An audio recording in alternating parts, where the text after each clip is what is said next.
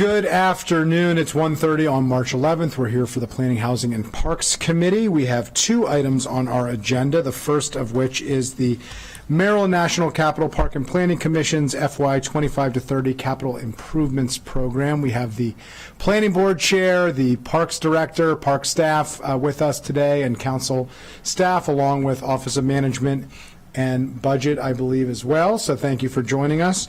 And with that, why don't I turn it over to Ms. Dunn to walk us through the packet and turn it over to our colleagues in Parks and Planning and also to the executive branch at the appropriate time. Great. Thank you, and good afternoon. So we are here today. We're going to be covering the entire Parks CIP request for this budget cycle. And it's somewhat of a lengthy staff report, but we're going to go through it page by page. As we get about halfway through, you'll see that several of the PDFs that are in that section are for consent, and so those will go a little quicker. And I'll also just mention at the start, there is an affordability reconciliation PDF that's been included in the CE's budget, where the board has recommended a potential change based on that affordability. It's noted in the staff report as we go through each PDF, but I think logistically it makes sense to cover that as a whole at the end of the work session. So with that, you'll see on the first page is really just summary. We do it every year. It really shows for the committee, the council, and the community what the current CIP approved is, what the request is, and where the executive branch has come in related to those amounts. But we will cover this in more detail. The staff report is laid out, which the first section we're just going to talk about some general issues. There's one I'm going to mention verbally that's not in here written, but you'll get to that in a minute. The second section is about new projects. The third, changes to existing projects. So this is where our funding source has changed, timing has changed, request of funding amount has changed. The next section, I call it a consent section in the sense that either there's been no change to the funding, it's a specific project, a development project with certain funding, and that's not changing in this 6 years, or it's an ongoing project where the additional 2 years of fiscal funding in this CIP are at level funding. They don't increase or decrease. Following that, you'll see a list of projects that are not recommended for funding during the 6-year period. This is usually because they're going to be closed out. And then last is the section that will probably take us some time with input from Parks, the board, and OMB. And this is where we'll have a long discussion about what to do about the reconciliation PDF. So with that, unless anyone has any questions, I'll jump into general issues. Okay. The first one's very simple. There is project description forms for planned life cycle asset replacement. There is one for local parks, and there is one for non-local parks. And until this CIP, within those two broad categories, there have been subcategories of projects, and the funding of the broader PLAR, as we like to refer to it as an acronym, gets dispersed through those sub-projects. And what OMB and the board and park staff have determined is that it is probably more efficient to go back to having just the large PLAR non-local park and PLAR local park PDFs only, and not break them out by those subcategories. Council staff suggests that's a good recommendation for efficiency and reduces the number of PDFs to track. Any concerns from Parks? Any concerns from the executive branch? Oh, well, you want to just hit your mic real quick and say that for the record, just so anybody watching can hear you? No, press the button to your. Yep, there you go. Thank you. My name is Vivian Iko, OMB. OMB does not have any concerns with consolidating the PDFs because it was a discussion during the CIP, last year's CIP. Great. All right, well, let's move forward then. Great, thank you. The next one has to do with two PDFs projects. One is for pollution prevention and the other is for stream protection. And there are two recommended changes here. One is there's a recommendation to change the funding source, and this is to move from long-term financing from the Department of the Environment and replace that with water quality protection bonds. The result of this change would mean that in FY24 long-term financing funding is going to get pushed into FY25. 3.2 million of that is attributed to the pollution prevention PDF, and about $4.2 million to the stream protection. If you have any questions about that, okay. The next one is just alerting to anyone reading the staff report, the public, that the Affordability Reconciliation Project Description Form has been included in the CE's budget. In response, Park staff met with the board, and the board has put forward what we term its non-recommended reductions. How would it meet that cut to what it's proposed as the CIP that it needs for its mission and to maintain the park system? My suggestion is, while I summarize it here, that we cover that at the end of today's staff report so that you can see what's recommended for funding for all projects before having a broad discussion on cutting. Sounds good. Let's do that. And then lastly, which I didn't include here, but I should note, and was noted somewhere else in the staff report, the planning department had been working with the Department of Transportation in a memorandum of understanding to transfer an account that covers maintenance and snow removal. Yes, it's our Parks Road project. Right. And the Director of Parks can talk more to that, but it was something that was sent over with the Parks proposed CIP when the CE put out his budget, didn't include the transfer of funding with the comment that the conversations were ongoing. I know that the committee has received a letter indicating that Parks is still very supportive of having this transfer for a lot of efficient reasons. And if you'd like to have them speak to that, we can do that now, or we can do it at the end of the presentation today. We can wait till the end if that's easier. Okay, perfect. All right, so we're going to move on. So the next section are new projects. There are only 2 new projects recommended in this CIP. One is an acquisition project. This is to acquire parkland, and it is the Silver Spring Park Benefit Payment Project Description Form. And again, this is to collect funds in the downtown Silver Spring area in support of that master plan that was approved about 1.5 years ago. And the council staff suggests the committee support this new project. Without objection. Okay. The next, second new project, this one is a development project, and it's the Littonsville Civic Green. This one was one that the council received testimony on, highly in support of this project. It will serve as a rest stop with amenities along the Capitol Crescent Trail and the Purple Line light rail system, providing environmental benefits and highlighting the character and the history of Littonsville. And council staff suggests that the committee support this project as well. Important project, and we support without objection. Great. The next, so this is the section where we're going to go over all the projects that are recommended for a change, and we'll cover them in 2 different groups. We want to cover acquisition projects first. These are obviously the ones that are about maintaining and getting parkland. The second about development projects. So the first one here is ALARF, the Advanced Land Acquisition Revolving Fund. And the increase in funding here is due to anticipated future revenue. The ALARF account has an annual funding from tax receipts that are added to the fund every year. The new funds into this account are currently running around $2.1 million per year, so this would account for that. Without objection. Okay. The next are Bethesda Park Impact Payments, PDF, and this is, again, it's an acquisition account to collect money for parkland in the Bethesda area. The increase in funds for FY25 and 26 represent ongoing approvals of projects required to contribute to this fund. The staff suggests we support this as well. Appreciate it. This just reflects the money we're expecting to receive from the approvals. So we support. I have lots to say about this, but I will hold my tongue and we'll continue. Yeah.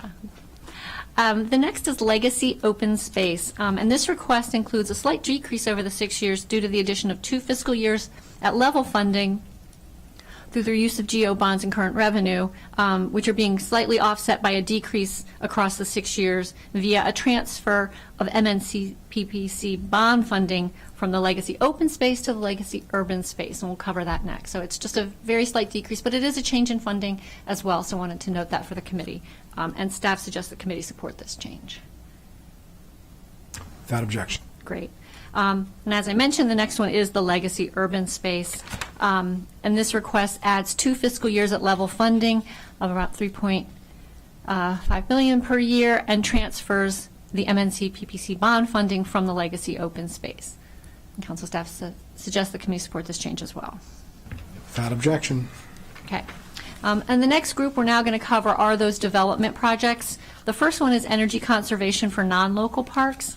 It's an increase of $100,000 per year in FY25 and through 28, and 2 fiscal years of funding are added at the higher amount. It's not a huge change, but it does support our energy conservation goals and climate action plan, and council staff suggests the committee support this change. Without objection. Okay. The next is the enterprise facility improvements.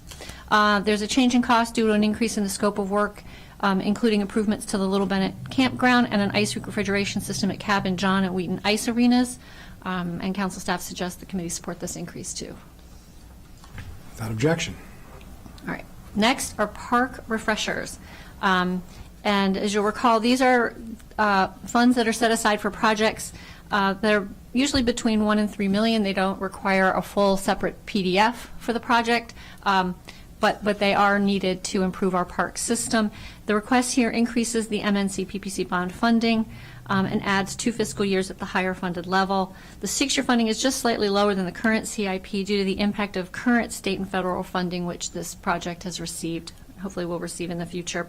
And then council staff suggests the committee support this funding. Without objection. Okay. The next are planned life cycle asset replacement for local parks. Again, this is the broader category and will be the only PDF for this life cycle asset for local parks. The request includes a modest increase in M-NCPPC bond funding in 27 and 28 to address the rising renovation costs and a growing list of candidate projects, and adds 2 fiscal years to this ongoing project. The 6-year funding is just slightly lower than the current CIP. Again, this is due to the impact of state aid that we currently have for this.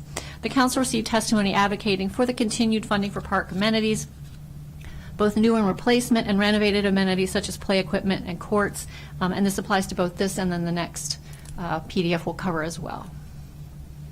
And council staff suggests the committee support the funding. Without objection. Okay. And the next one is the life cycle asset replacement for non-local parks. The initial funding request here included an increase in both GO bond funding and current revenue funding to reflect the increased costs and a growing candidate list of infrastructure projects for our larger non-local parks. The 2 additional fiscal years to this ongoing project are added at the higher funding level request. The board modified this project in response to the CE's affordability reconciliation PDF, reducing current revenue general by about 7.9, almost $8 million. This reduction basically keeps the funding of PLR non-local at about the current funding level, retaining a slight increase in GO bond funding. Staff suggests that we discuss all modifications related to the affordability reconciliation at the end of review. Agreed. Okay, we'll keep going. Pollution prevention and repairs, as mentioned earlier, this is in this section of changed PDFs because it has a change in funding source from long-term financing to water quality protection bonds and water quality protection current revenue, and it also shifts money from FY24 into 25. Yeah, just a quick question on the shifting of the money from 24 to 25. Is that reflective of the funding that's been utilized up to this point and wanting to shift it over to FY25 when it would be utilized? Is this, can you just Frank, explain that a little bit? I believe that was ONB in the reconciliation of the accounting, because right now we're in a loan-based program. So we have an individual loan that's active right now that's about $4.7 million, and there's a crossover into a larger loan that's about $15 million loan, and I believe what the goal was not to accept the $15 million loan, and they had to shift some of the money around. It doesn't reflect the change in the projects or in the timing of the projects.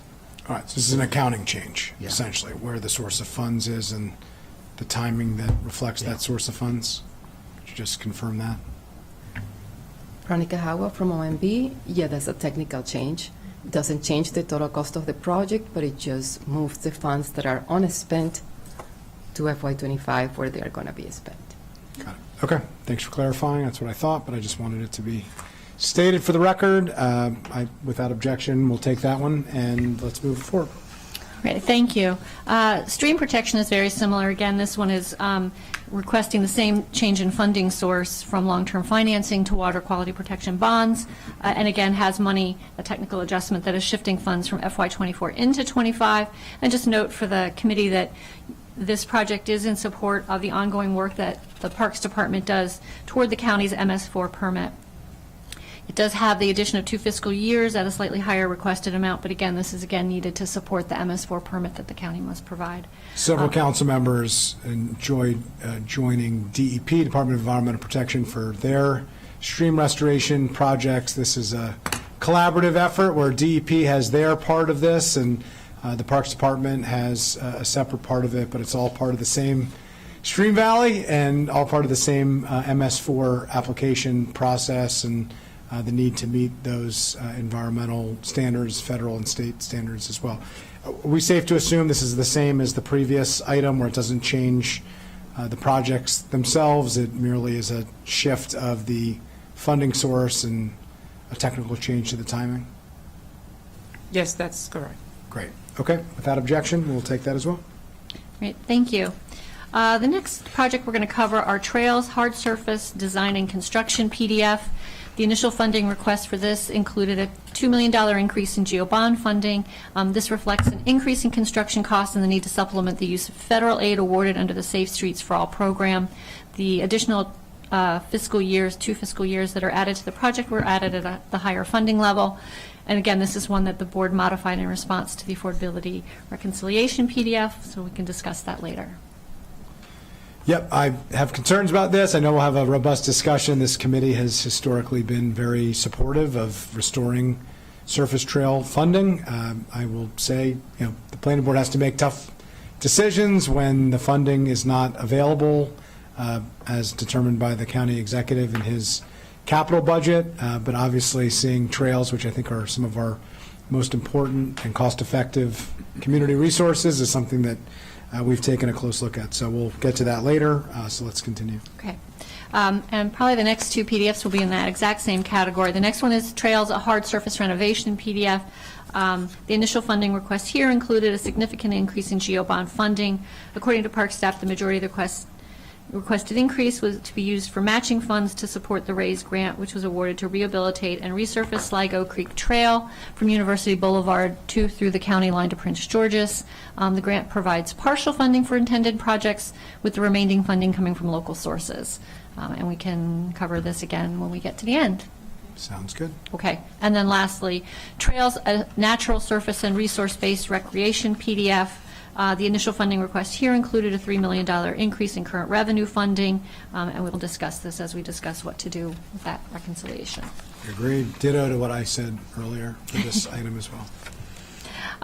Okay, we're on page 14 of the staff report, and we are on Vision Zero project. The initial funding request here for this project included a $2.5 million increase in GEO bond funding, with a portion of this increase to be used to supplement federal aid awarded under the Safe Streets for All program. And again, the 2 additional fiscal years funded at the slightly higher level.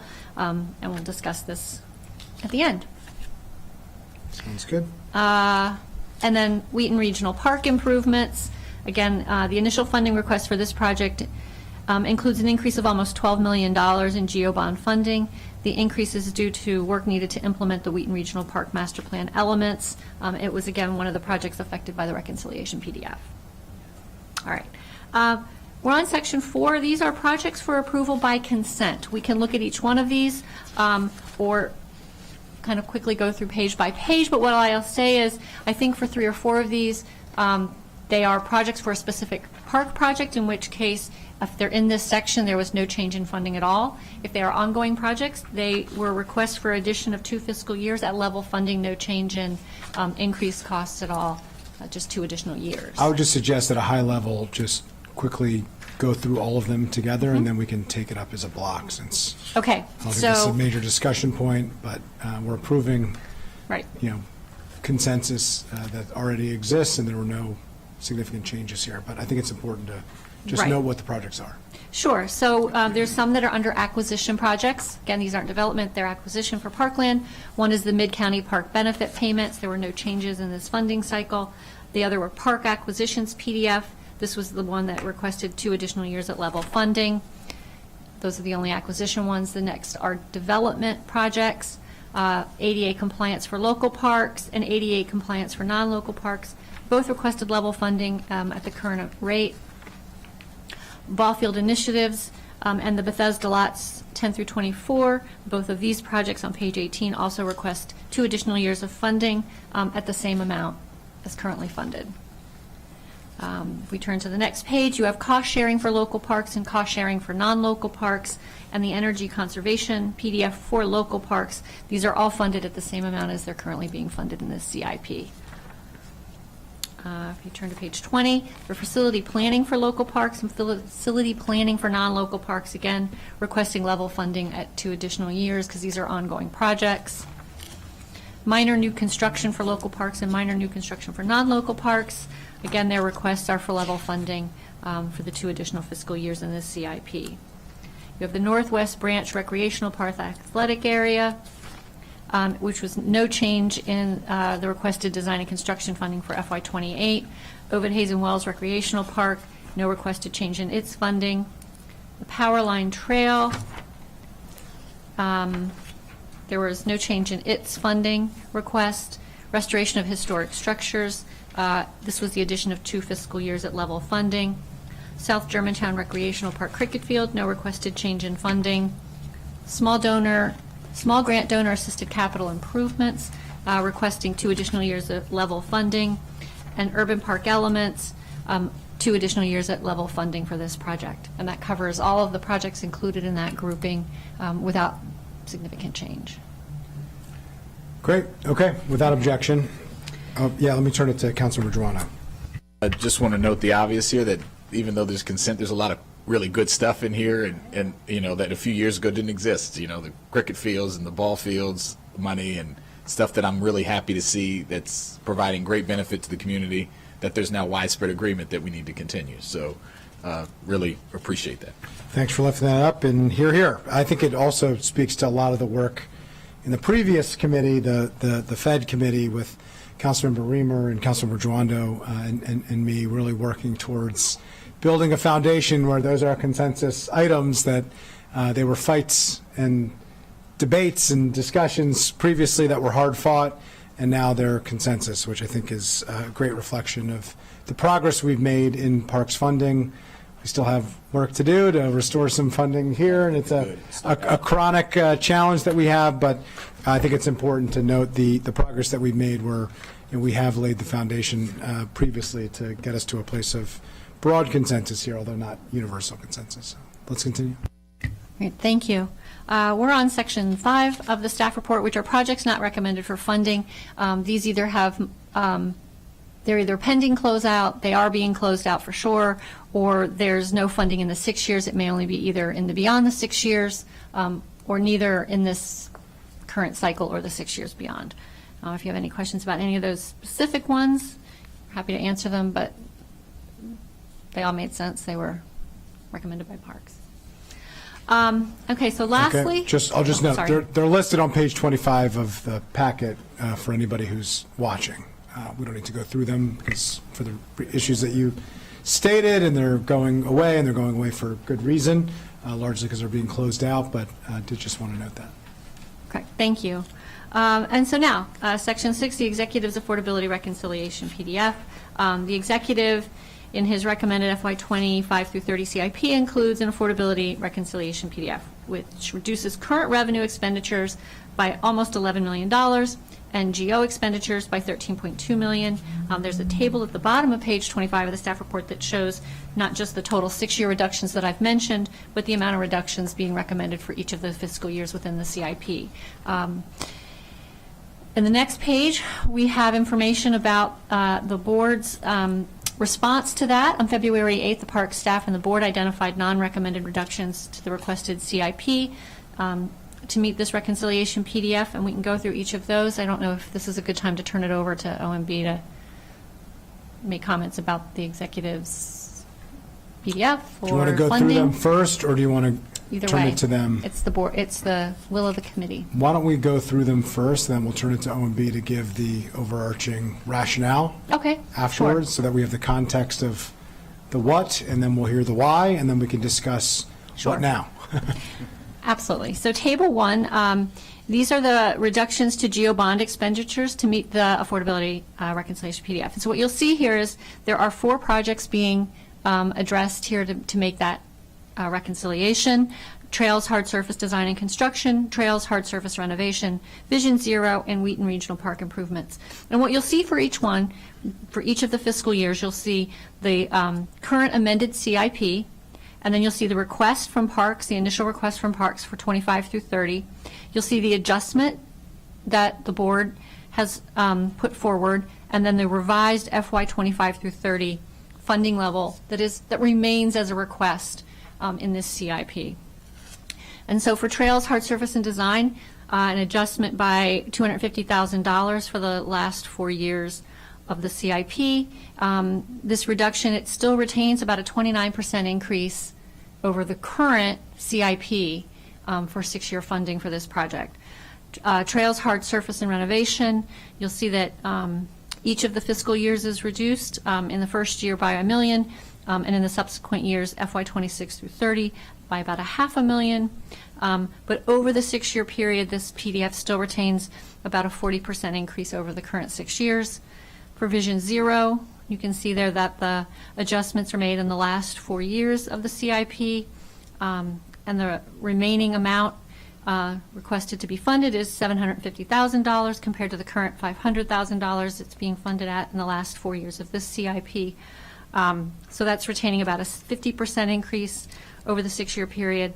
And then lastly, Wheaton Regional Park Improvements. For this one, you can see that the current CIP is relatively modest at $800,000 to as much as $2 million. The request for FY25 through 30 was quite a significant jump. So the adjustment is also quite large and brings you down to the level you see on the bottom revised FY25 through 30.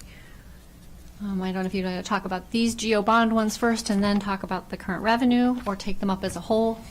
Let's Go through current revenue? go through current revenue. Sure. If you turn the page, you'll see the reductions to current revenue expenditures.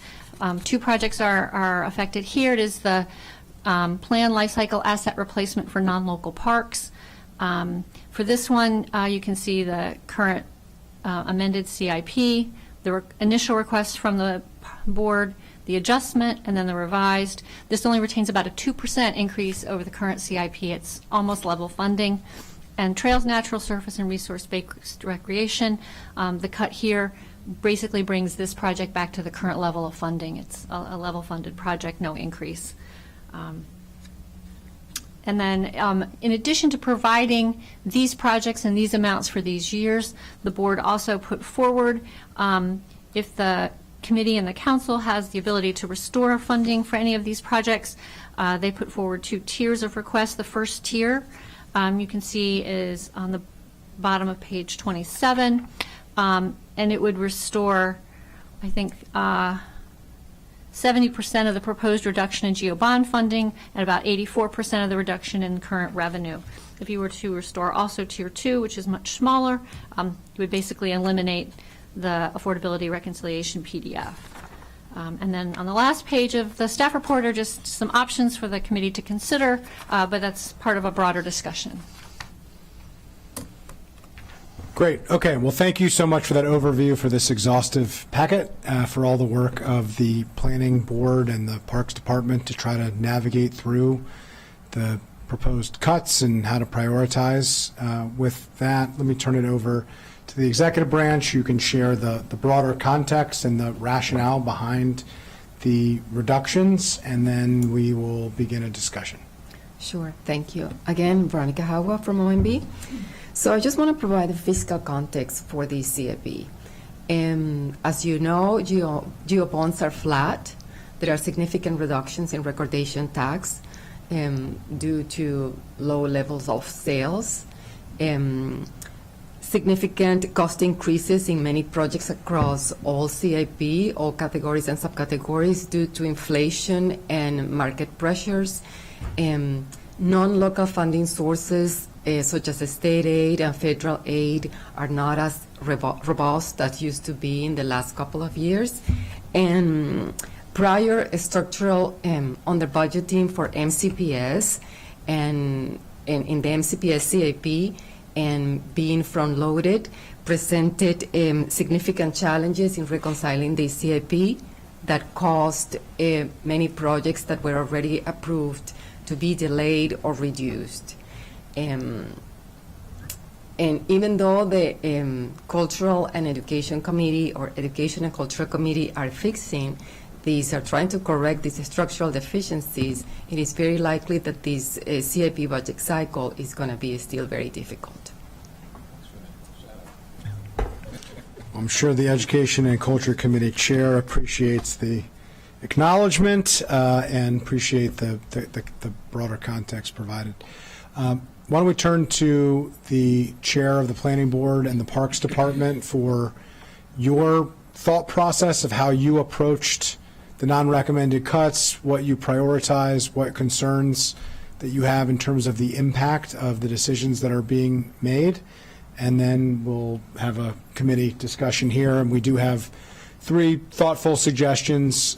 We don't have to go with one of these 3, but I think it gives us a really good framework, and so I appreciate council staff for giving us a guidepost and a framework with which to operate off of to try to get to a consensus before we move forward. So with that, Mr. Chair. Thank you. Thank you, Committee President, Chairman, and other members of the committee. I'm happy, really delighted to be here with you today and key members of the Parks staff to advocate for our CIP budget and answer any questions. I'd like to turn it over to Parks Director Figueredo to go over the technical parts about why we chose what we did, and she has her really great staff here to work with us on this. Thank you. Thank you, Chair Harris, and thank you, Council President Friedson and members of the committee. I want to share with you what our thinking was when we brought our recommendation to the Planning Board for its approval. We didn't ask for large increases across the board in our capital budget. We understand that there are constraints. So we targeted our requested increases primarily to equity areas, and to projects that we know have a big impact and about which we heard quite a bit from the community. So primarily the largest increase was for Wheaton Regional Park. This is a park that's 64 years old. It's in an equity area. It is a very well-loved park. It is highly visited. Its infrastructure is aging, and we have a recently approved master plan that recommends a number of improvements to the park. And so that was a major priority for us in requesting a GEO-bond increase. In addition, for our hard surface trail projects, both design and construction and renovation, as well as Vision Zero, we appropriated federal grants, the RAISE grant and the Safe Streets for All. I will take a moment to say that Safe Streets for All in particular serves a broader community benefit rather than just a pure parks benefit. It's in coordination with things like Safe Routes to School and with other DOT projects, and it has a very big impact. But in order to move those projects forward, we asked for additional funding so that we would not displace other projects that are also in the queue for funding through those programs. For example, through the Hard Surface Trails renovation project, we're going to see improvements to the Rock Creek Trail, which is very old and needs a lot of work. Our natural surface trails requested increase in current revenue was based really, we heard at the Planning Board hearing for the capital budget such an outcry from trails users, and our natural surface trails program is probably one of the most cost-efficient things that we can invest in. It's really just the people who actually implement the projects, and we do a lot of them in partnership with community groups like MORE. And so we get a real impact very quickly, and those projects really hit all of our parks priorities, which, as you know, include community engagement, outdoor exercise, and environmental stewardship. So these were the focus of our requested increases, and then, of course, when we received the affordability PDF from the county executive, we had to take reductions in all those categories. In Wheaton Regional Park, that was the biggest hit that we took because it was the biggest increase because we really need those funds in order to implement those projects. But both of our hard surface trail projects, our Vision Zero, our natural surface trail project, and our PLAR all would take a hit from this affordability PDF. And I'm happy to answer any more questions about that or elaborate on any of that. Yeah, I appreciate it. I recently spoke to Moore at their annual meeting, and we heard overwhelming support during the public testimony. And to your point, the leveraging, particularly on natural surface trails, of community volunteer. I mean, this is a very cost-effective investment, probably more so than any other parks investment that we make, because we are leveraging community sweat equity as opposed to actual, hard capital dollars in terms of the improvements that we're able to make. So we have supported that before in terms of restoring it. It seems to be frequently on the chopping block, unfortunately. We've made huge advances over the last 15 years, particularly over the last 5 to 7 years in natural surface trails. And notwithstanding, I've been a volunteer for a temporary period of time, but other people who actually do it are talented and do a great job. Present company absolutely excluded, but it's a huge benefit. And clearly, Wheaton Regional Park is of significant concern, central to our equity goals, central to fulfilling the PROS plan. And I know we have the Wheaton representative and district council member here who I'm sure has some strong thoughts on that as well. Before turning it to colleagues, could you just explain the practical impact on the various items that you mentioned on the 3 different priority or options that council staff has put forward, and then on what the planning board is recommending as non-recommended cuts, just so it's clear for everybody in terms of what would be restored, what would still not be available? Well, if we received our full requested increase for Wheaton Regional Park, for example, we would start with implementation of the Action Sports project, which is part of a full renovation of the Rubini complex. And associated with that Action Sports project, we have other improvements that we would do alongside that, including parking lot improvements, including bathrooms. Delaying it has kind of a knock-on effect. So if we got all the funding, we would probably be able to implement all of the recommendations within about 10 years.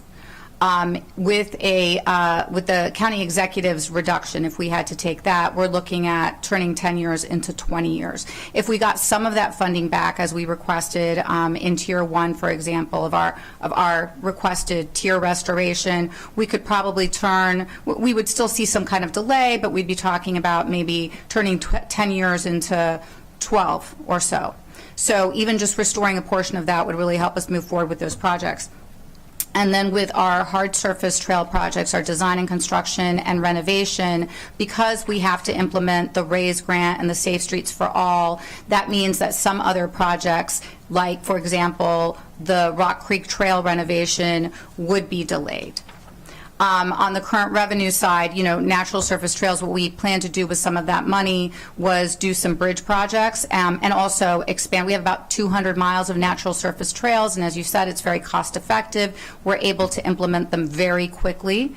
And that would just mean we wouldn't be expanding that trail system or renovating those bridges as we had planned to do. And then PLAR, this is almost a 100-year-old park system.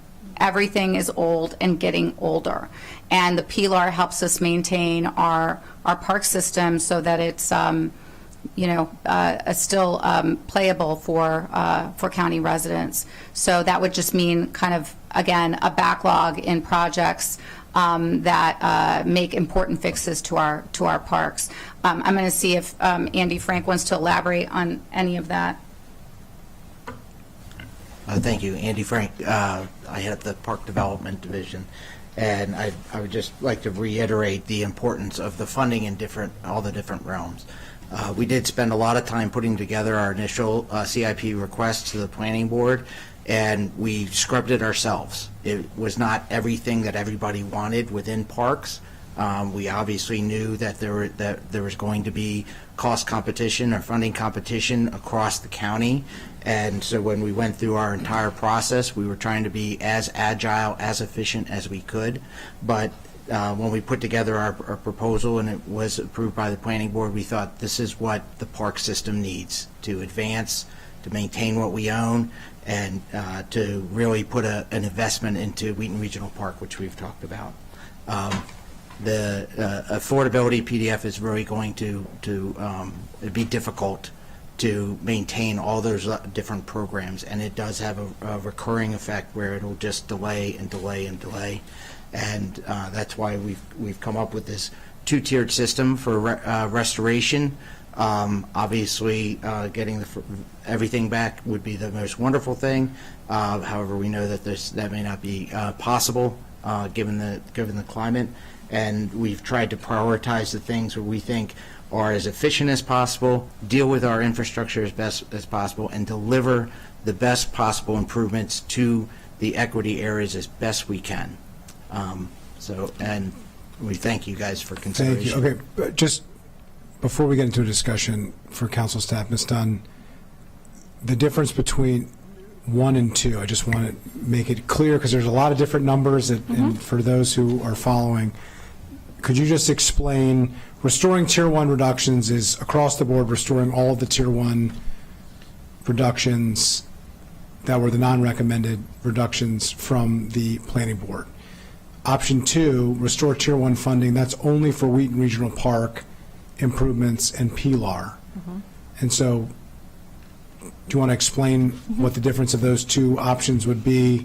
What would be left out between option 1 and option 2? Of course. And what the cost difference would be? Sure.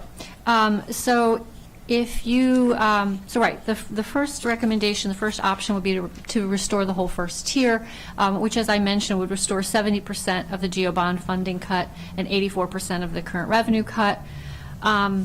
If you restore under option 2, which would just be for Wheaton Regional Park and PLAR, this would satisfy about 81% of the requested funding for Wheaton. Okay, so while it would not 100% restore Wheaton, it would give the Wheaton Regional Park request 81.5% of what was initially asked for.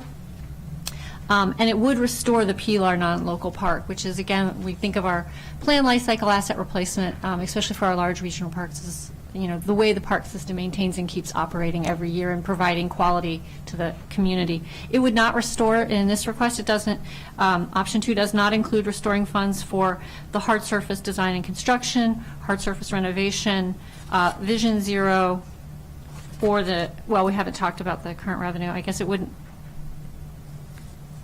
also not restore the funding for the natural surface trails. I will note that for the hard surface design and construction and the hard surface renovations, if you look at the amounts that are still being revised funding, they still retain significant increases over the current CIP. Again, as the directors mentioned, there are these issues with matching funds for some of the federal aid and state aid that's been received, and being able to address all of these needs. Ms. Figueroa? Yeah, if I may. So just to add even more clarity to what council staff was just explaining, I believe council staff's first option is to restore all of our Tier 1 reductions, and then, of course, the second one is just the Tier 1 for Wheaton Regional Park and PLAR. What that leaves out from our Tier 1 is the trails hard surface renovation and natural surface trails current revenue. A portion of those we've requested that the committee and the council restore as part of Tier 1. Yeah. Thank you for that. Appreciate it. Appreciate the options. I'll just put my cards on the table, turn to colleagues. I would like us to restore Tier 1. Personally, I think it's important. The Wheaton Regional Park restoration is very important to district council member, I know, certainly to all of us. It's in an equity focus area and is just hugely used and demanded asset. And we heard overwhelming support and desire from the community for some of the other reductions that we would be looking to restore, particularly in the surface trail arena. So with that, let me turn it to Councilmember Fani-González, and then I'll turn it to Councilmember Jawando. Thank you so much.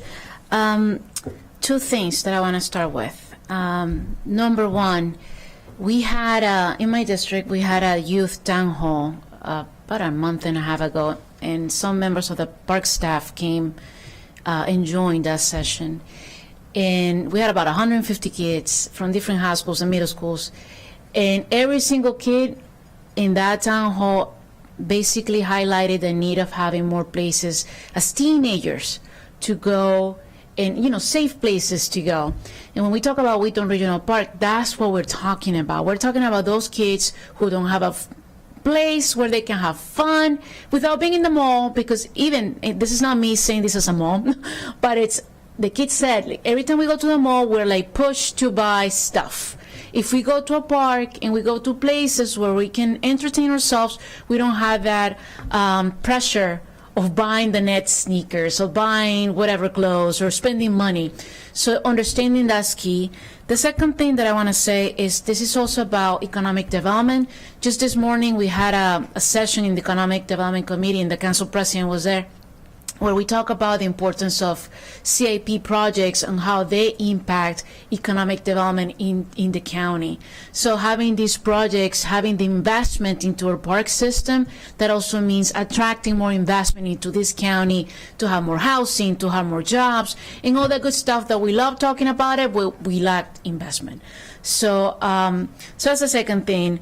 And the other thing that I want to emphasize, not only about economic development and having places for youth, but this is also about safety. When we talk about trails, creating more trails, is making sure that they're safe for people to ride.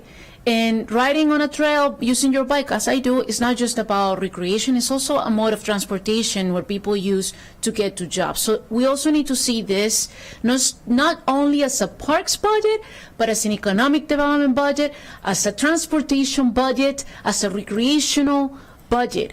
As a health and human services budget. This is what it is. And I know we cannot have every single item that the Parks Department requested. I was on the planning board. Push it for crickets, for the cricket fields that then the council agreed on. It takes a lot of work, and I know the planning board compromised to get us this tier 1 session. And I will also agree with the council president and say that I think we need to restore fully the tier 1 reductions that we see here on page 27. So number 1 recommendation from the county council. I'll yield back. Thank you. Councilmember Jawando. All right. They set me up. No, it's so exactly. That's what Andrew said. So appreciate the acknowledgement of the work we're trying to do in education and culture to have truth in advertising here about what the CIP is and include funding for systemics and maintenance and things that we've been paying for a long time, but that we tend not to put in the CIP in lieu of large school projects, and then that inevitably get delayed and people get disappointed. So we're working hard on that, and that's going to be a change, since I've been on the council and for a long time. And there are going to be projects that people think are going to happen that we're just going to say are not going to happen. Large school projects. And we're going to have to grapple with that. And it is going to help, but it's going to have an impact, I think, hopefully in a positive direction, that we have to do that in all of the CIP and just be honest about what we can afford and when we can do it. And then have a real conversation with our residents about what they want, and how we make sure we have the revenue to give them what they want. And there's only 2 ways to raise revenue, It's through taxes and it's through expanding the tax base. And we want to do both in a fair and progressive way. And so I say all that to say, I think there are some really, I've gotten into a pattern here of, on the previous Fed committee and of restoring cuts to parks and planning that the executive has sent over. I wanted to ask, one of the things I saw was a little different this year, and Wheaton notwithstanding, is that overall the executive did increase many of these projects, right? So from the current amended, so if you look at trails, for example, it was, you talked about this, Ms. Dunn, in the opening, that there is a proposed increase of some amount, not to the requested increase, but that the good news is they're all going to be increased in some, at least a little bit. Is that correct?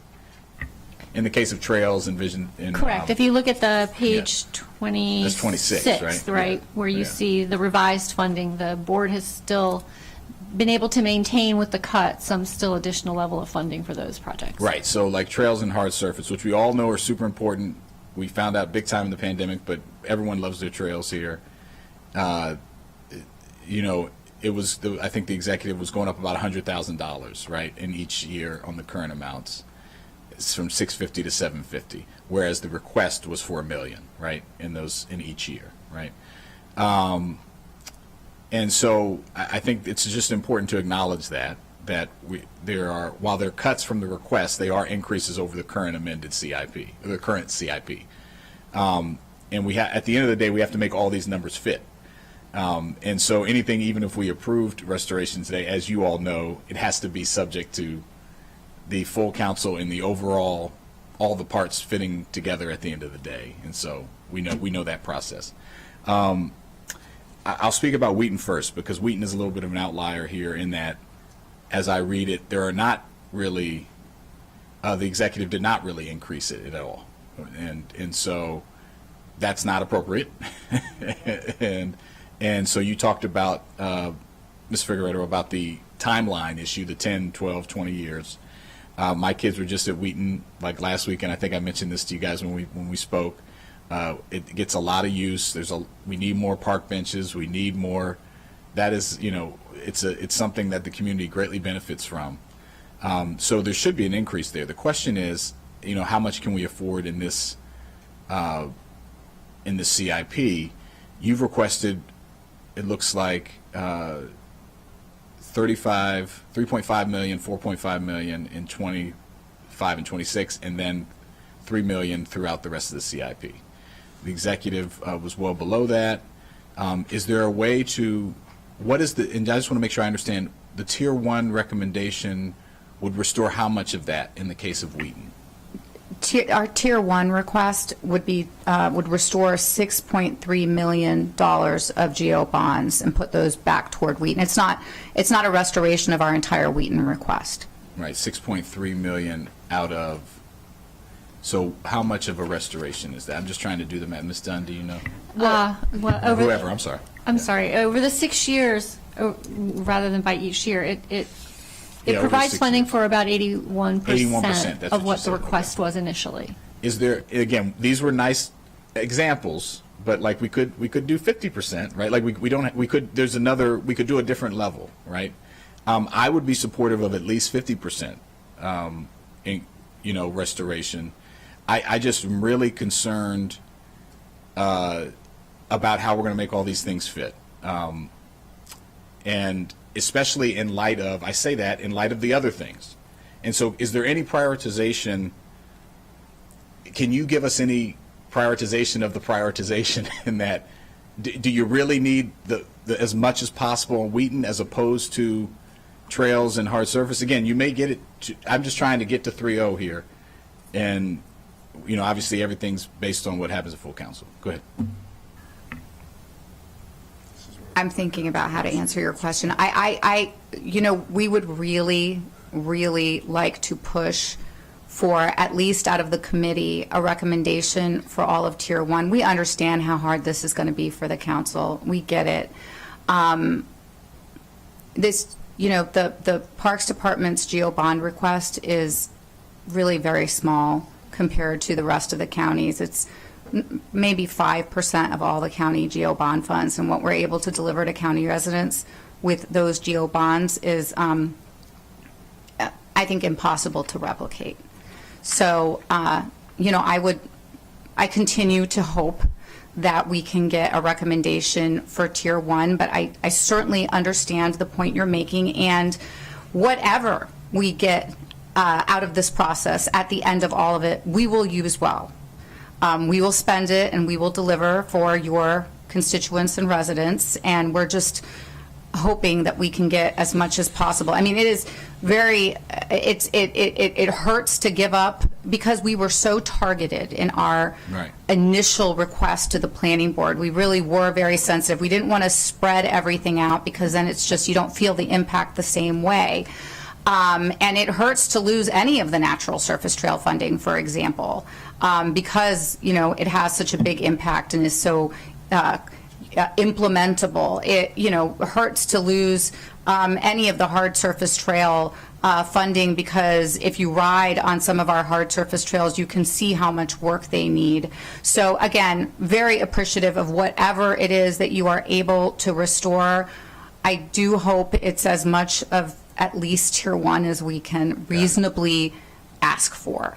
I appreciate that. Yeah. And go ahead. Yeah, Yes, go because, ahead, Sarah. as the board was really believed that in the pros plan how important Wheaton Regional Park was, and that we wanted to, even our Tier 1, even though there wasn't much as the planning department wanted, it was to create some critical mass, get that project going, right?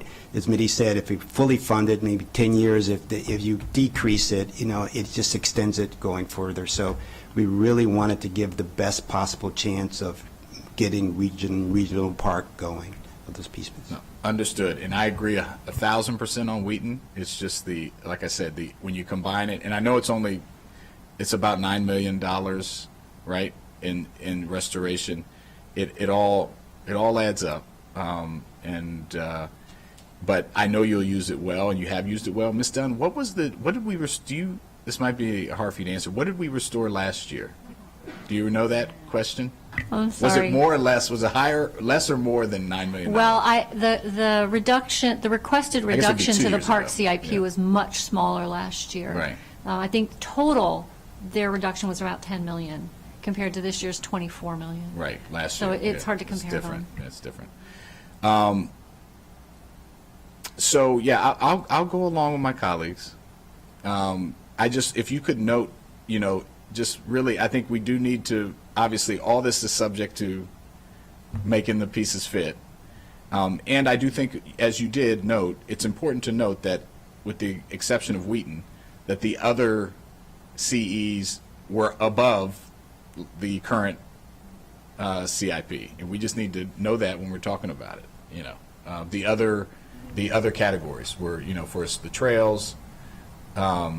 It's just, we were just talking about how much of a reduction, so it's how much of an increase of restoration so it can move quicker, realizing there's a lot of need, you never get to it quick enough. I understand that. So I'll go along with my colleagues. Well, we always appreciate when colleagues have the courage and conviction to agree with us. So thank you for joining us on that. I'll just note, I think it's an important piece, and thank you for elevating a number of those issues. They are important. It's part of this discussion. But I think it's important, if we're going to note the marginal increase year over year, that in every project we accepted the fact that there are inflationary increases where the dollars don't go as far. And it's only in these level of effort line items, which are equally as important, which we have similarly prioritized, where we don't use that same lens. And so it is not a fair apples to apples comparison where the marginal increase probably doesn't even reflect the inflationary increase in the cost that we have allocated to other projects in other places in the CIP, and just accepted, you know, there's an increased cost of doing business and we need to make sure that we at least maintain. So I think it's important to bring both of those to light. They're both legitimate and important parts of the conversation, but things are costing more money now. We are allocating more money just to stay, you know, level of effort to where, you know, we wanted. That's important to do so we don't backtrack, but it also requires additional investment. And so, if the goal is to at least maintain the progress that we are making, that we committed to, that would reflect at least a slight increase in the amount. So I just wanted to make sure that I noted that. With that, we have a 3-0 recommendation to restore Tier 1, recognizing that this is part of an iterative process with a lot of puzzle pieces that need to fit in together, but I think it reflects the long-standing commitment that this committee and the predecessor to this committee has placed in parks and restoring the parks cuts, and understanding that while it makes up a single-digit percentage of the overall capital budget and GEO-bond obligations, our parks play a much bigger role in our quality of life, in our economic development, in our equity and inclusion goals, and we very much appreciate that and will continue to advocate for it. So with that, do we have other items? We have one Let more. me turn it over to council staff to walk us through that final item. It's just circling back to the discussion about the transferring from the MCDOT PDF to a M-NCPPC Parks PDF, the road issue. I'll turn that over to the Parks Director. So we had requested a transfer of the Parks Road PDF from the county's, from the DOT's CIP back over to our CIP as part of this cycle. And that request did not come through with the county executive's proposed CIP. So we wanted to raise that issue with this committee in the hopes that we can get a recommendation from the committee to effectuate that transfer. Do we And, make- yeah, Yeah, sorry. sorry. Go ahead, please. Well, and we sent a letter over, I believe, late last week, kind of enumerating the reasons why we requested the transfer. It's neutral in terms of funding. We're not asking for an increase in funding. So it's a shifting of GEO bonds from DOT's budget over to ours. And we made that request because the original impetus for moving the Parks Road PDF out of the parks budget to the DOT budget was in order to take advantage of increased efficiencies resulting from the size of DOT's road maintenance contract. That is no longer, that's essentially a moot issue now because we have a rider on their contract, so we get the same unit price contract for our road work as they do. So that reason for managing this out of DOT's budget no longer exists, and there are a number of other reasons why it's much more efficient if we have one set of staff implementing these projects as opposed to two sets of staff in two departments. And I described some of these reasons in a little more detail, but I don't want to belabor it. I just want to leave it there, but I'm happy to answer questions from the committee on this. Any comments or concerns from the executive branch? Vivian Nicole, OMB. So, as Millie said, we will get back to the council staff in terms of the decision that will be made, but we just received a letter, and the CE is going to make his decision on that with next year's budget. So your recommendation is that we hold off and allow the executive to make a decision next year? Is that the? Yes, because the executive hasn't really, understood. We're still trying to understand conceptually the impact of transferring the PDFs back from DOT back to park and planning.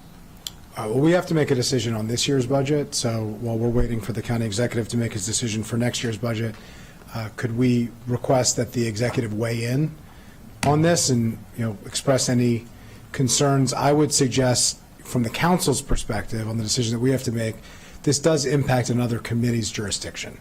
And so we're suggesting moving it to our committee's jurisdiction, but from another committee's, and in deference to the fact that we all have roles here, I think we need to loop the Transportation and Environment Committee into this. I think that would be the appropriate thing to do. So I think we have time, a reasonable amount of time, maybe a week or two, to hear from the executive branch, but I would suggest that council staff work with T&E staff, and we figure out the appropriate way, either a joint committee or we take this up. I'm personally conceptually comfortable with this, but I think we need to, think through on the T&E side. We need to hear from the executive if there are any concerns. I do think we need to decide this budget, not wait till next budget unless there are specific concerns that are being raised of a potential problem or impact that it would have. But we need to hear that specifically from the executive. Sure. I mean, we just received the letter. So we will get back to staff, to council staff, and see how it's going to be the process to do the transfer, and if there is, and the opinion on the transfer. I haven't seen the letter, but I understand, but it was received recently, so we have to look at it. Great. Okay. Yeah. Well, we want to give you a reasonable amount of time to review Yeah. it and to give us feedback. I think that's reasonable. I do think we're going to, want to make a decision unless there are concerns about doing it this year versus next year that we need to specifically hear back on. And ultimately, I do think that we need to, come up with a process to weigh this with our T&E colleagues. So why don't we defer that decision, come up with a process that includes the committees of jurisdiction, whether we have separate conversations or whether we have a joint conversation. We potentially could loop it into another existing joint conversation that perhaps we have on the schedule, but we can take a look at that and think through it and then invite the Parks Department back. And by that time, hopefully, we will have some feedback from the executive branch on whether or not they would support it or if they have any concerns with it, both on the substance and on the timing. With that, I think that's all we have today on this particular item, so we are going to shift gears. So thank you to the chair of the Park and Planning Commission on the Montgomery County side, the Planning Board, and to the Parks Department. Thank you to colleagues. Thank you to the executive branch for joining us and for getting the feedback we've requested. We appreciate your participation. Now we're going to switch gears to the second item on our agenda, Zoning Text Amendment 2401, Household Living, Civic and Institutional Uses, also known as the FAITH ZTA. Look forward to this discussion. Want to welcome Vice President Stewart, who's here with me, and who she and I together move this forward and are the co-lead sponsors and have, I will say very proudly, the full support of our colleagues, which we very much appreciate. This was introduced on January 16th and would allow for places of religious assembly and educational institutions to be able to build affordable housing that we desperately need, to be able to leverage their private resources for public benefits and public good, so that mission-based organizations can help to make a meaningful dent in the mission that they have and in the public good and the public goals that we share to tackle some of our significant housing goals. We have a number of modest amendments that fulfill really the spirit of this, some thoughtful suggestions from the planning department and from some external stakeholders, which we very much appreciate. I want to particularly thank Ms. Nadeau, who, along with the Stewart office team, really played a huge role, and my team as well, Cindy Gibson on my staff as well.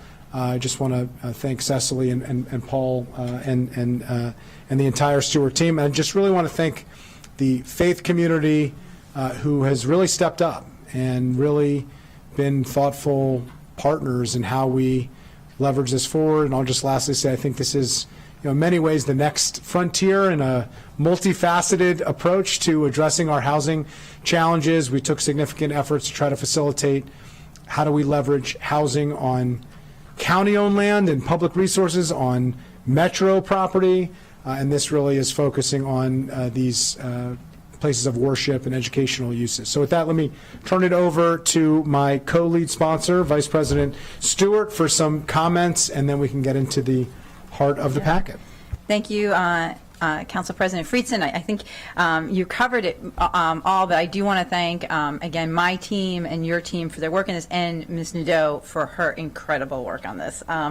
As I was warned when we started this, doing a zoning text amendment is no easy feat, but I do think it is a testament to the work of our collaboration between our two offices, working with the faith community, with housing advocates, with the planning department, and having the incredibly brilliant mind of Ms. Nadeau on this, that what we have before us today are just some amendments to help us clarify the intent of the zoning text amendment. And I will say that if people want more information about, what's going on, not just here in Montgomery County, but around the country, Washington Post did a nice job in their Metro section this weekend, unfortunately, calling upon local governments to change their zoning laws to allow this to happen more frequently. And, well, we're doing that here in Montgomery County. So I thank you all for the work today and look forward to moving this forward. Thank you for that. I just also wanted to know, we had a great conversation with Pastor Will Ed Green, who facilitated it in Silver Spring, and really reflected his leadership and the faith community's broader leadership, with many faith leaders talking about what this would do and how organizations and communities could benefit from this, and just want to acknowledge his leadership and his partnership with us, and all the work that he has done, and the community around that church that has really embraced this change, and I hope will be one of many examples of church communities that look forward to taking advantage of this, along with other faith-based organization, mission-based organization, educational institutions who would take advantage of it as well. So with that, welcome back to the chair of the planning board. Welcome to Mr. Berbert from the planning department, and Ms. Nadeau from council staff. I also want to acknowledge our housing guru, Ms. Scavone, in the back, and we also have Department of Permitting Services here as well to answer any questions, comments, or concerns. And with that, why don't I turn it over to you, Ms. Nadeau, and you can walk us through the packet. And thank you so much. Vice President Stewart noted my warning to her as we embarked on this, that zoning text amendments take lots of twists and turns, and right when you think you have pulled back every layer, there's always more to the onion. And I just want to acknowledge and thank you for being our tour guide through the zoning code, which is always an interesting journey, but you capably have led us through it. So thank you for that. And with that, let me turn it over to you. Okay, so going through the packet, I'm going to mostly go through it in order today. So first, you'll see the summary of all the testimony on page 2. Testimony and support noted, as the sponsors have stated, that there is some excess land that can be used for this affordable housing use. And then a lot of the testimony in opposition focused around environmental concerns and having sufficient public amenities in some of these areas. Next up, the impact statements. Planning Board unanimously recommended approval with some amendments that I will get to at the end. There was also a climate assessment noting minor negative impacts on greenhouse gas emissions and sequestration, partly because there's so much building and development happening.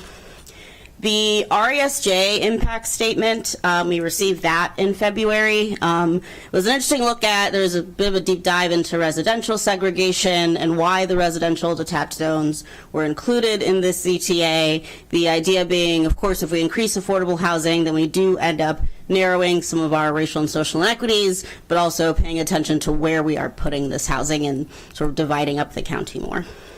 So for the background, as noted, what the ZTA will actually do is allow construction of 2 types of housing. So first, multi-unit, so those are apartment buildings, and then townhouses will be allowed as a conditional use, and if it's associated with educational institution private or with a religious assembly, and then with certain affordability thresholds. If you go to page 3 of the packet, you'll see the use table, which will show all the zones where these uses are currently allowed, and what the ZTA focuses on is those residential detached zones. So that's your RE through R40.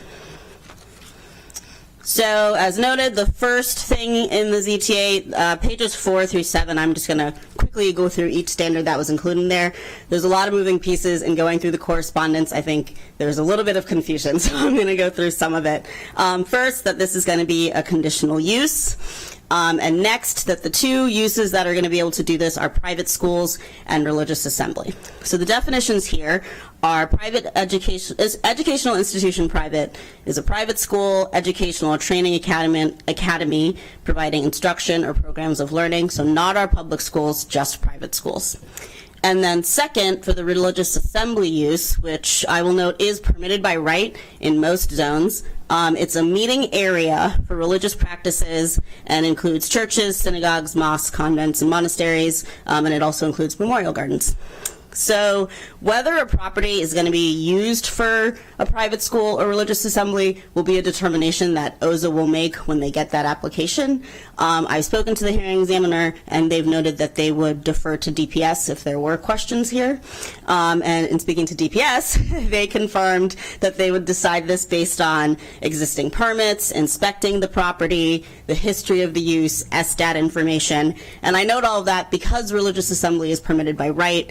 They didn't always go through planning. They might not have gone through OZA. They might not even have a building permit. So we'll need different ways to verify that that use exists.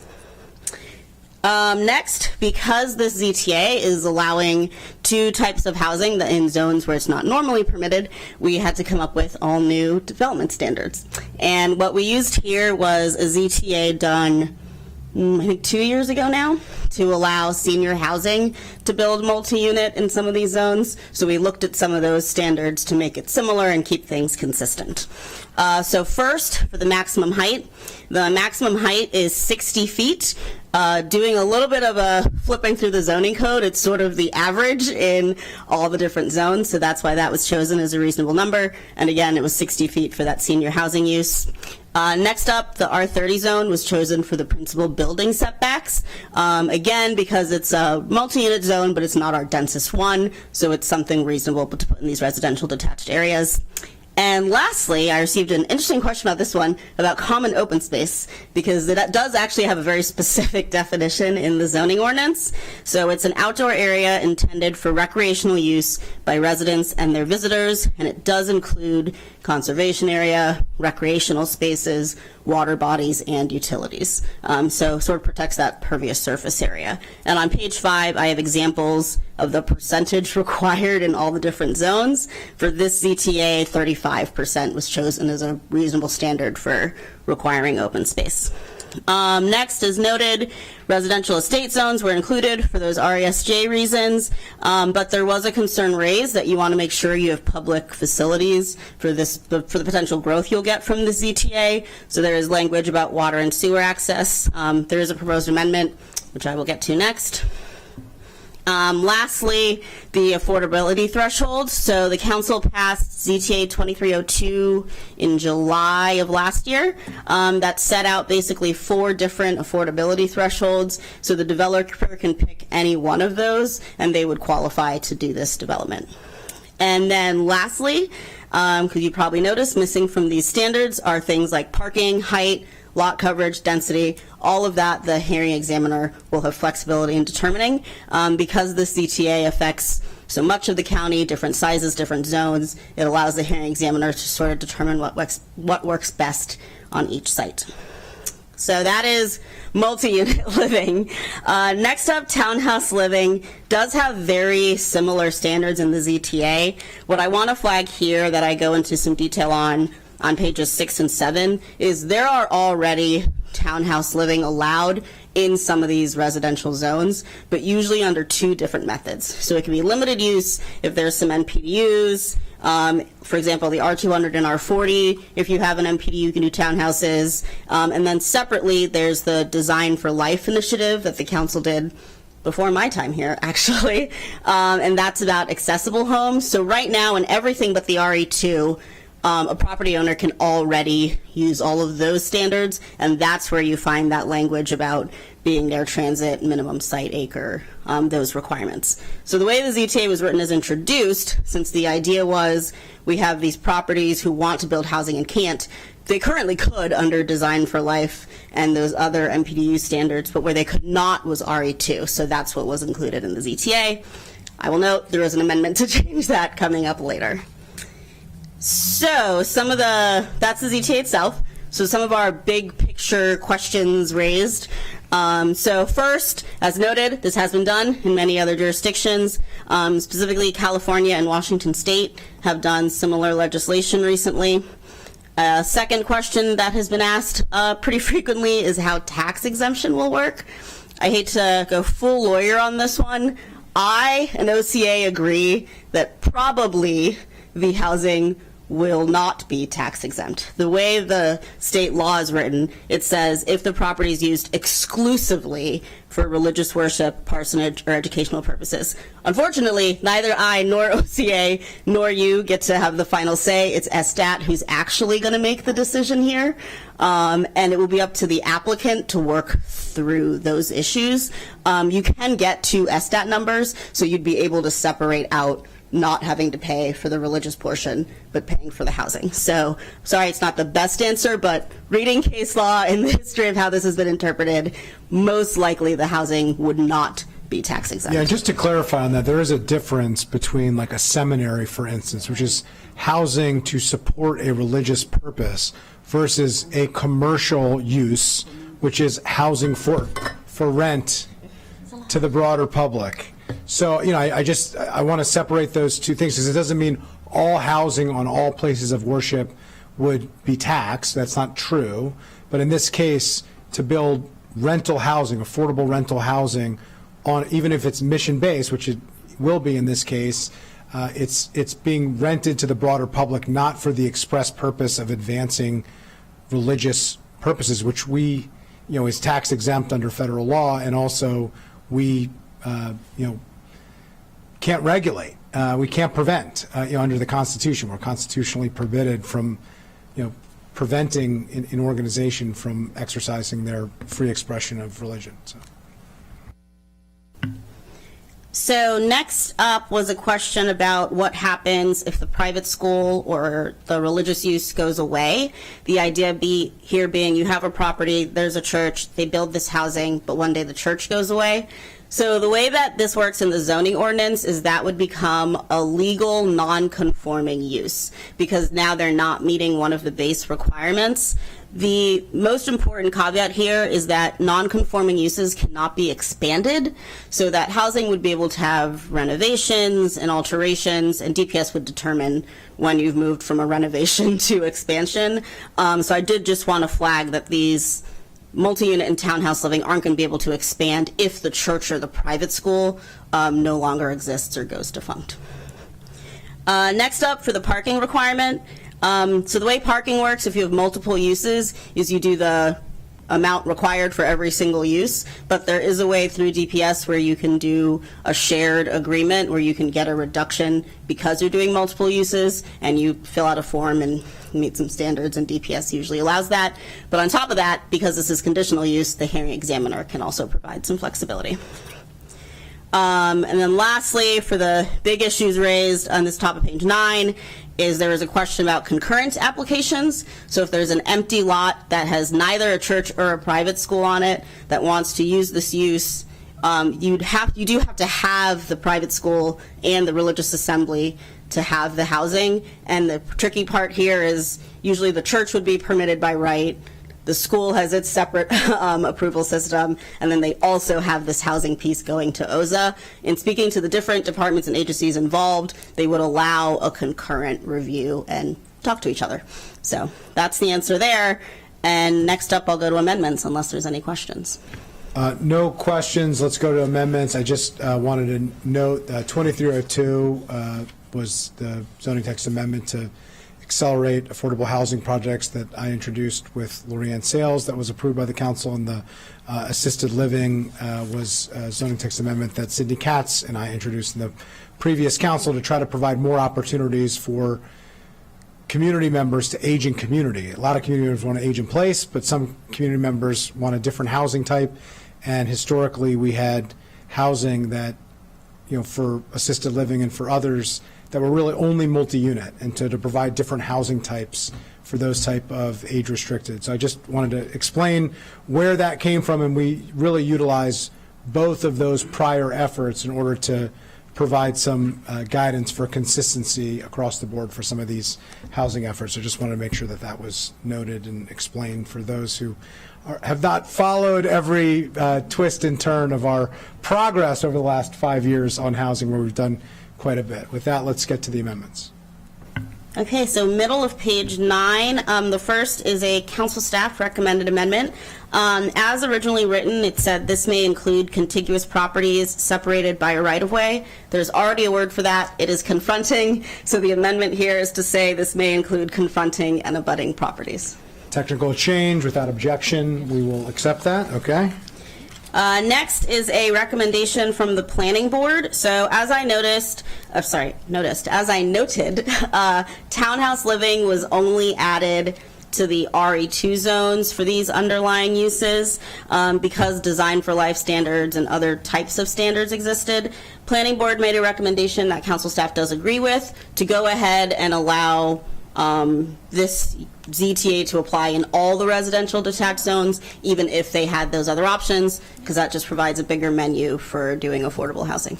This simplifies it. Appreciate this suggestion from the planning board, supported by the two sponsors. And let me turn it over to Councilmember Jawando. Yeah, support it, and also just want to note that a lot of these zones tends to be in more affluent areas as well, so it's an equity issue to make sure that we are allowing this in every community as well. So just really glad we're including appreciate it. I just want to clarify. We were allowing it in every zone. It was just that there were different standards. In some zones you could do design for life, and in others you had lining it up. Different standards. So this would just make it across the board. And as noted previously in the packet, the really important point that you lifted up, which I appreciate, this question of RE zones, which tend to be larger properties in some of the more affluent areas.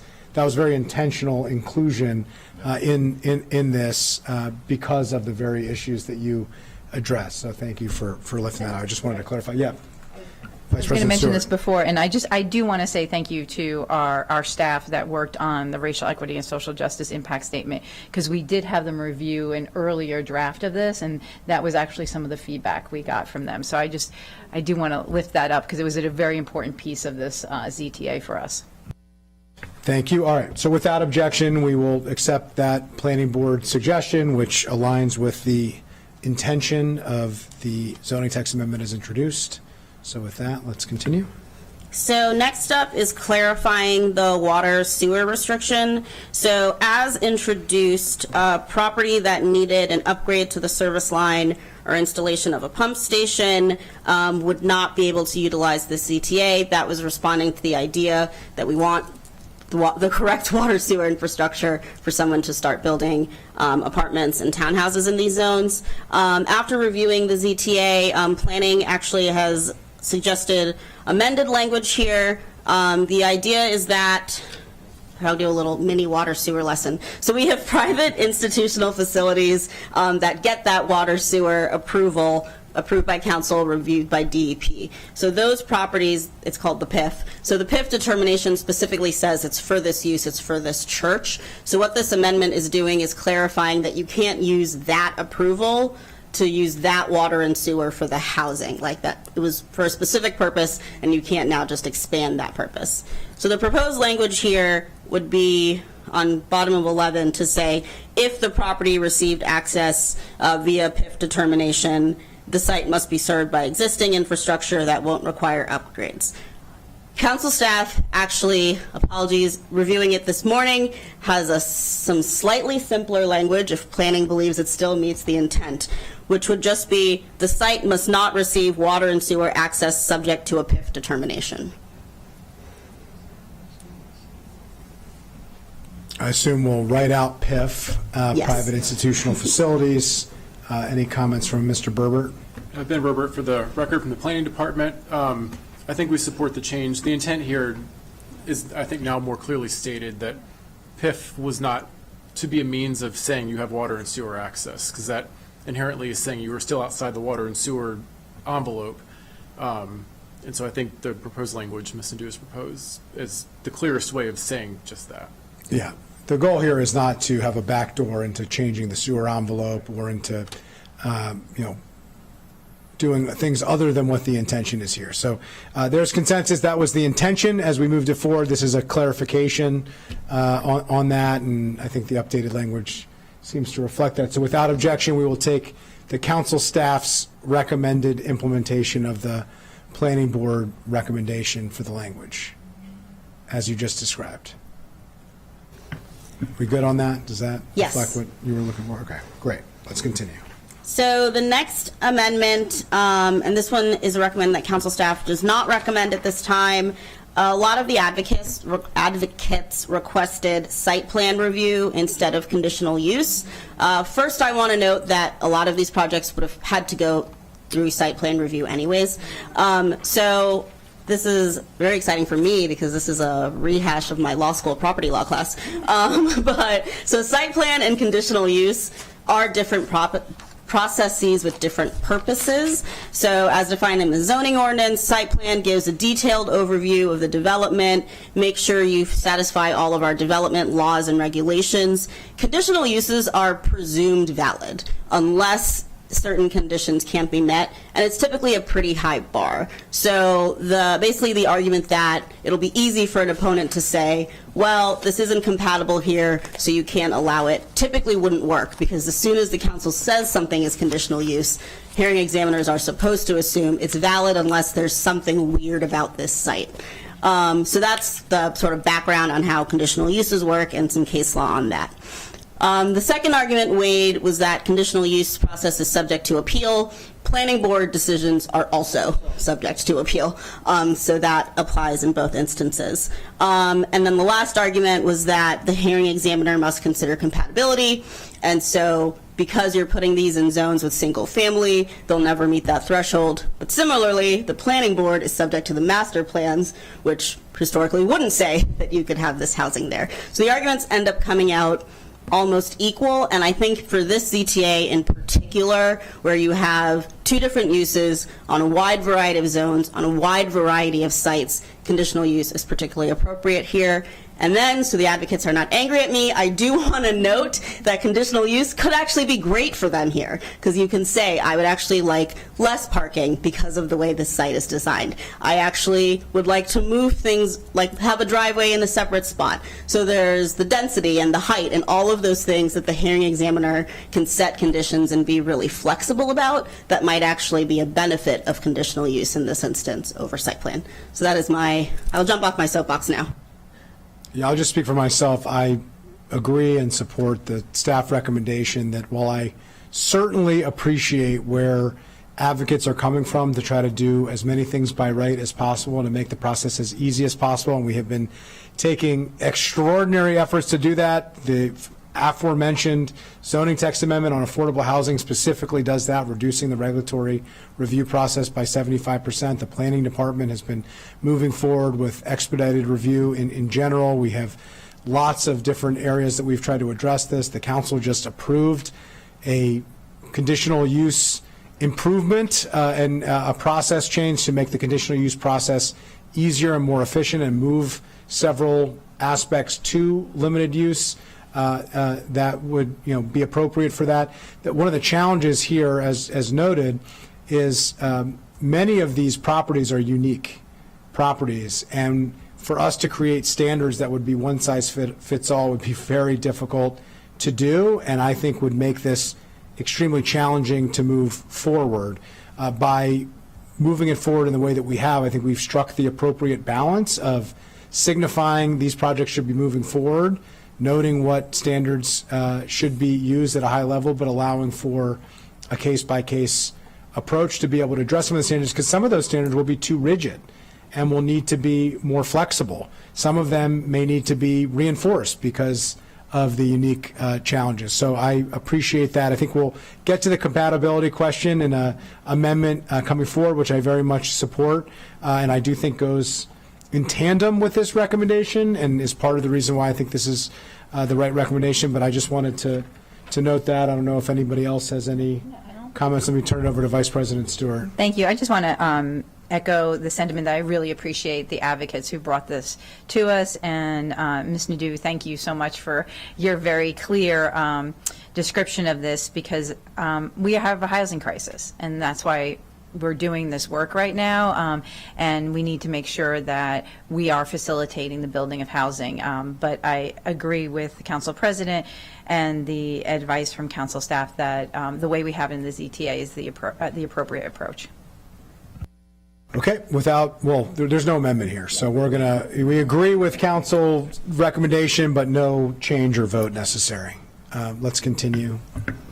So that is a great segue to the compatibility requirements. The request here is to amend the language. So existing in the zoning ordinance in the conditional use section is some language about compatibility. But in this section of the ZTA, it's actually a little more like specific and fine-tuned. And so on this one, council staff agrees with the advocates, and the suggested language is to say the hearing examiner may modify the height, density, coverage, and parking standards to be compatible with surrounding uses, and then strike the sentence that says may modify development standards to maximize compatibility of the building with residential character of the neighborhood. And this language is at the top of page 13. Yeah, appreciate this. I will say I could speak for both sponsors on this because we discussed this with staff. This is reflective of our intention as we introduced it. I think this language is more appropriate and more reflective of what we would want. I will note that while residential character and neighborhood character is used in many places, it's not something that I am particularly comfortable with, given the subjective nature of what neighborhood character means and how it has been used and misused throughout the decades, unfortunately. But compatibility standards are legitimate in land use, and when used appropriately, when focusing on land use compatibility standards and others. And so I think the specificity here of what does that mean, what are we talking about in terms of it, and I will note compatibility standards goes both ways. Adjusting the compatibility standards to reflect the surrounding uses can be restrictive and can be expansive. And so it does provide the appropriate level of latitude to give that discretion, but to do so in a way that gives clear direction that this should not be used as a way to prevent housing. The goal here is to increase housing. So with that, without objection, we will accept that amendment. So the next amendment, we're back to planning board recommendations, is to increase the side setback to 25 feet. It was originally 20 feet. This is the setback to abutting properties, so not within the site, because again, you might have multiple buildings, but just to those neighboring properties to provide a buffer. 25 feet is what was used in the senior housing ZTA, and it will allow for some landscape screening if needed. So council staff agrees with this one. Without objection, agreed. The next amendment from the planning board is to require eligible sites to be a quarter mile from a public bus route. Council staff does not recommend this amendment, mostly for the reasons noted in the RESJ statement about residential segregation and where this would sort of force housing to develop. Yeah, I'll just note this was done very intentionally. This was something that we very much took a look at. In fact, as Vice President Stewart and I were really diving into the details of this with council staff, with planning, we looked at maps. We looked at where would be included, what parts of the county would be included in that. And in the decisions that we made, not just in the zones, but in the transit proximity, which tends to be our focus, we very much viewed this as an important part of the racial equity piece, that it would restrict parts of the county where we need mixed income housing the most and where we see the greatest opportunity for some of the significant social benefits on this. And I think the racial equity social justice statement spoke to that. The RE zones are part of that, and this particular issue is part of it too. So with that, let me turn it over to Councilmember Jawando. Thank you. We heard some testimony in the public hearing about a related point in this, about I think about the highway to heaven in particular, in that New Hampshire Avenue, which I live off of, where there are many, many churches, so I'm going to heaven, I hope.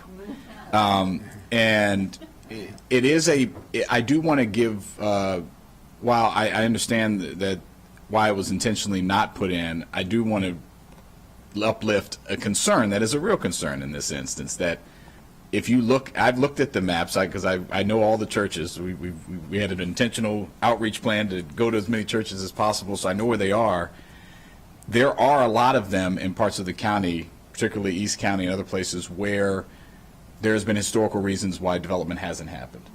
And there is this came up in the context of Thrive, that if we're going to increase development, we want to make sure that we're also seeing a commensurate increase in amenities and business activity for folks that live near that, and that they can get around and get to all those places. That being said, we do need more housing everywhere. We know where the housing is more affordable because we are still segregated, unfortunately, de facto segregated in that we have, and it's largely done by housing price. The places where it's going to be most affordable to do this are going to tend to be in places where the land is cheaper. And so we have a conundrum. So it's not, we can't solve everything in one ZTA. So we need more housing, but we also need to take this as, I think, a cautionary and a motivation to us to say, what are we doing to make sure that we're ensuring in the requirements that we have with the levers that we have, realizing we don't have all the levers, that we're incentivizing not only affordable housing, but increased transit access, increased walkability, livability, increased commercial activity, and the like. So I appreciate planning making this recommendation, and I would, while I appreciate also the main sponsors, we're all co-sponsors. I think it's the whole 11 councils, so we're all co-sponsors of the ZTA.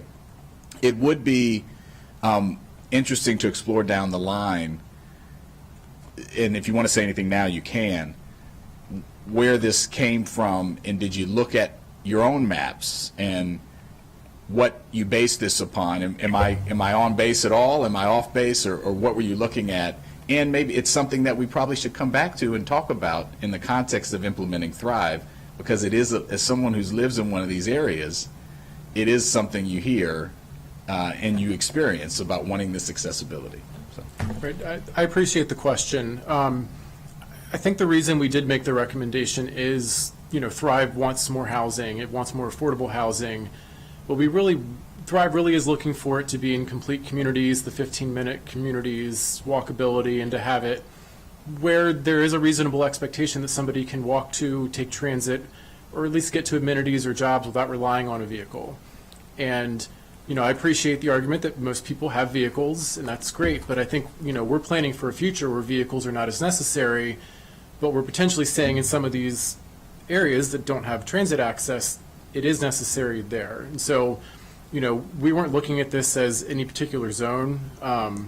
We just think quarter mile to a bus, and we did map this. The original actual recommendation from planning staff was it should be adjacent to a bus line. By expanding it to a quarter mile, 86% of churches and 95% of private schools are in the boundary that's captured by this. There's only a very small number of things that 86% of churches and 95% of the private schools would be included with this amendment. Or within a quarter mile of a bus line. So in some ways it's an insignificant change, but we just feel like for the support of Thrive, it was a recommendation we wanted to make. Yeah, Artie Harris, Planning Board Chair. Yeah, it was when the planning staff came to us, they wanted it on a street that was, adjacent street with the property, and we thought that was potentially too restrictive, and so we said within a quarter mile, because it could be on the side, across street. But we understand about the balancing, because we were also thinking of an equity, but we understand that what you're saying, that there are many communities, higher-end communities that may not have these bus stops, but they should still have affordable housing. We're all about accelerating the growth of affordable housing in the county, so we understand where you're coming from, and we're okay if it did not have within a quarter mile. But I just want to give you why we said we all were also thinking about an equity piece and how people have transportation, but we understand that those probably will be, that there won't be the significant number in those areas, but the more significant will be in areas where there are probably will be more transportation opportunities. So appreciate that. We would be okay without. So I'm going to go along with staff the colleagues. There's not an amendment before us, so we don't have to. It's not. No one's proposed it, right? This is a suggestion from planning, right? Yes, so it was a there's no recommended motion for an amendment. I would love to, so we're just going to. I'm fine with moving on. I would love to see, unless I don't think it's in the packet, I was looking, what those areas are. It's not in the packet. Because if, my colleagues were saying here, which I agree, if it's 86 and 95, it doesn't have a huge impact on the ZTA. But there are some communities that would be excluded, and I want to know where I think before anyone should consider any amendment like that, you should know which communities are excluded. One thing I can definitely do is make sure Ms. Nadeau has access to that map. So I was crunching the numbers this morning. What I'll say preliminarily is it actually is sort of all over the place that areas are included and excluded. If there was a biggest area of exclusion, it actually is Norwood Road going out towards was that Blake High School? Which is off of the highway to heaven. It's one of the adjacent. It's an artery to the highway to heaven. That's probably the biggest area that I saw. There was a concentration of religious institutions that would not be able to take advantage of the ZTA.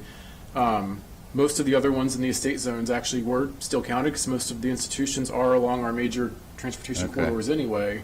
And then similarly, there are a number of small neighborhood churches that are deep in neighborhoods that just don't have transit access, even in down county, that would potentially be excluded if this were to be adopted. And again, I can polish those maps up and show I would them. love to see that map as we head into full council. We don't have to do anything right now, but I think that's irrelevant. It'd be interesting to see. So, thank you. Okay, great. Not before us. I will note as well, when we talk about complete communities and bus lines and access to bus lines, we choose where the bus lines are. So part of the decision of where the bus lines are is where the need is and where the people are and where the housing is. So there is an amenity piece to this, but there's also a transit piece to this. And particularly when it comes to bus lines and local bus lines, those are our decisions. And I think it's important, and we're going to get to this next by expanding this potentially with a potential amendment. But every one of these projects has to meet affordability thresholds.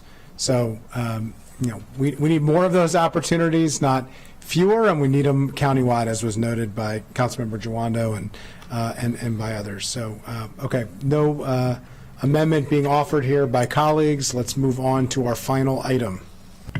And I will just note that when I get that map, it will be in the full council packet. I'll make sure it's included.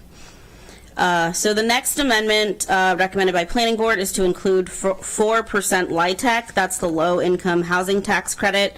So there's basically two buckets of LIHTC. There's the 9% tax credit and the 4% tax credit. The 9% is for new construction and substantial rehabilitation, and the 4% is for new construction that uses additional subsidies for that rehabilitation. Historically in ZTAs, the council has only included the 9%, but despite that, council staff does recommend including the 4% LIHTC projects for this CTA just to increase the amount of affordable housing the county has. Yeah, appreciate it. I'll just note the two previous items, because I was the lead sponsor of both, or one of the two lead sponsors of both. It was to prioritize. We were providing, in one case, 100% property tax credit automatically without any discretion, and the other we were offering expedited review, that is an aggressive expedited review, and the interest was to make sure that these were the most prioritized affordable housing projects, of which 9% competitive tax credit projects are the most prioritized, most deeply affordable, most significant affordable housing projects that we have. This, because it is different, it just is to meet affordability thresholds. 4% tax credit LIHTC deals are great deals and are actually the most common in many cases of the property tax deals. So I just wanted to explain the reason why before there was a real interest in ensuring that we were appropriately prioritizing to make sure it was the most affordable, most deeply affordable projects. It met affordability thresholds that we knew we wanted to provide that extra level of prioritization. In this case, it's really a different standard in terms of prioritization. We're here, we just want to make sure that these projects are advancing our affordable housing goals and that we want to broaden the tent to the extent appropriate. So I'm supportive of adding the 4%. I just wanted to provide the context. It wasn't a mistake or an oversight in previous efforts. It's just that the goals here are a bit different than the goals in the other two items that we included. And I think in this particular case, it is absolutely appropriate to include the 4% tax credits.